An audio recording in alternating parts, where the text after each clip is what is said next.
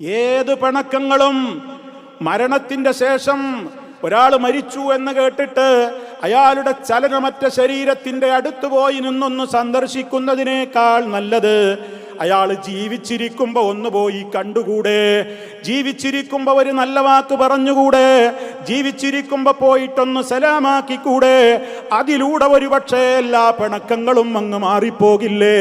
അതിന് ശൈത്താൻ സമ്മതിക്കാതെ ആ ഒരു ഈഗോ നിലനിർത്തിക്കൊണ്ട് തന്നെ ആരെങ്കിലും മരിച്ചു എന്ന് കേൾക്കുമ്പോ ഒരു ജീവനില്ലാത്ത ഇന്നാലില്ലാഹി പോസ്റ്റ് ചെയ്തത് കൊണ്ടോ ഒരു ജീവനില്ലാത്ത ചില ഉപചാര വാക്കുകൾ പറയുന്നത് കൊണ്ടോ മാത്രം നമുക്ക് കടമകൾ അവസാനിക്കുമോ?